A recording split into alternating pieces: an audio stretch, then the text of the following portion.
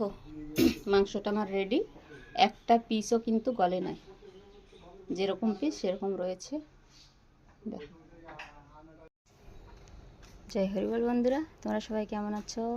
আশা করছি ভালো আছো, আমিও ভালো আছি। বাইরের সব কাজ সেরে আমার গায়ে দায় ছেন দেন করাইয়ে আমিও ছেন করে চলে এলাম। এখন যাব রান্নাঘরে, রান্নাঘরে গিয়ে ভাতটা বসিয়ে দিয়ে তারপরে যাব গাইডে দোয়াই আনতে। দোয়াই এনে তারপরে কি রান্না করে দেখি। তোমাদের দাদাভাই বাজারে গেছে, আজকে রবিবার, সানডে মানডে মানে চিকেন মাটন তো কিছু হবেই। এটা সারা বিশ্বের রবিবার আসলে একটা খুশির দিন। তো দেখা যাক কী আনে, তো তোমরা দেখতে থাকো। ভাতটা বসিয়ে দিয়ে গাই দোয়াই আনলাম। আর এইখানে দেখো গরম জল দিয়ে দিছি আমার রান্নার। তো এখন আজকে আমাকে শাশুড়ি মা দেখো কি এনেছে, রবিবার তো এটা আজকে হবে, খুব ভালো খাওয়া।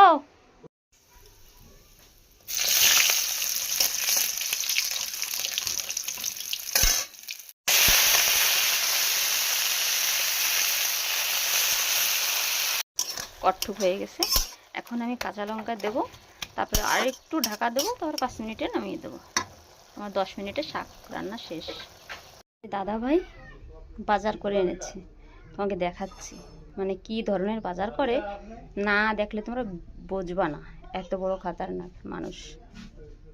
তোমরা শুধু দেখো, দেখো 1 সপ্তাহ বাজার, মানে কি বলবো, যত মানা করলেও শুনবে না, এরকম পরিমাণে আনবে। আর মাছ এনেছে দেখবা,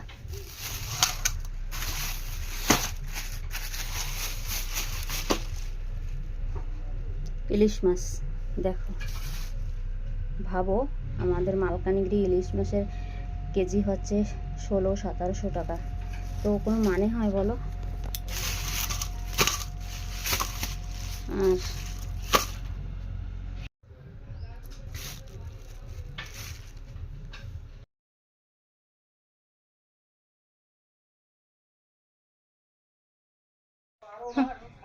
মাছের কোনো রক্ত নাই, কিচ্ছু নাই, একদম বাজে। মানে আমাদের মালকানগিরি ইলিশ মাছ কিনে খাওয়া মানে একেবারে ফালতু জিনিস, ওর কোনো লাভই নাই, লাভই নাই। আমার তো পছন্দই হয় না ইলিশ মাছ। দেখুন কালি জিরে আর 2টো তেজপাতা দিয়ে দিচ্ছি, আর মশলা আর্ধেক আমি তেলের করে দেবো, আর আধা আমি ঝোলে দেবো।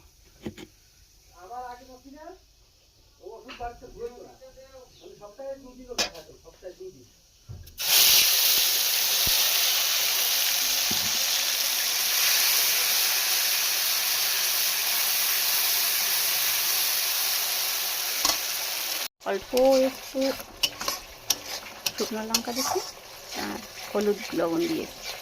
এখন এটা কষানো দিয়ে জল দেবো, গরম জল দেবো, আর তারপরে আমি ইলিশ মাছটা ছেড়ে দেবো।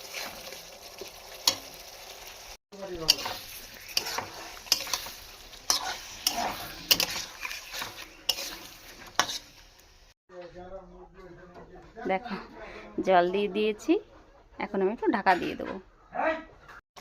3টে কাঁচা লঙ্কা দিয়ে দিলাম, ধনিয়া পাতা দিয়ে দিচ্ছি, আর এখন আমি কাঁচা তেল দিয়ে দেবো।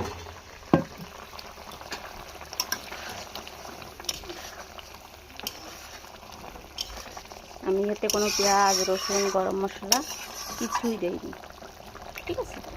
তো তোমরা দেখো।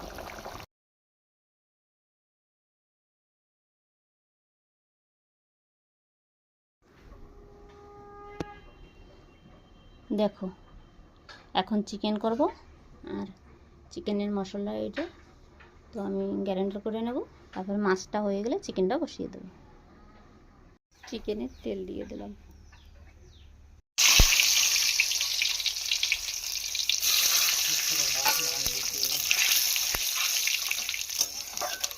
জিরে, তেজপাতা, লঙ্কা দিয়ে দিলাম।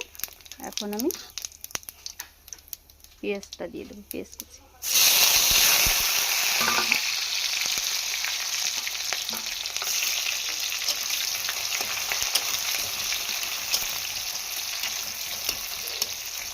পেঁয়াজটা ভাজা হয়ে গেলে মশলা দেবো, তো দেখতে থাকো। দেখো কি সুন্দর ভাজা হয়ে গেছে পেঁয়াজটা। আমি এখন মশলাটা দিয়ে দেবো।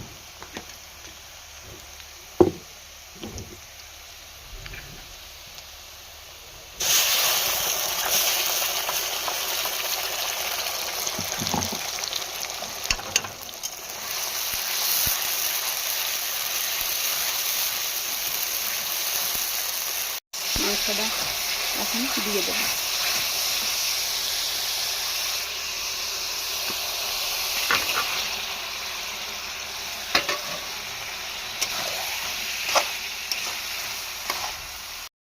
দেখো লবণ, হলদি, লঙ্কার গুঁড়ো দিয়ে ঢেকে দিয়েছিলাম আমি।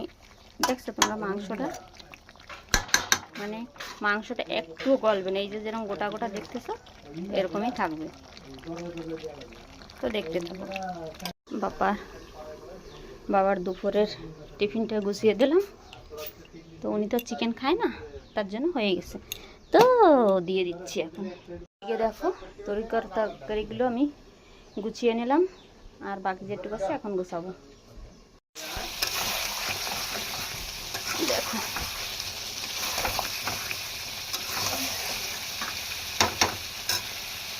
আমার কষানো কমপ্লিট। এখন অল্প গরম জল দেবো, তো আমার চিকেন রেডি হয়ে যাবে। দিয়ে দিলাম এইটুক জল।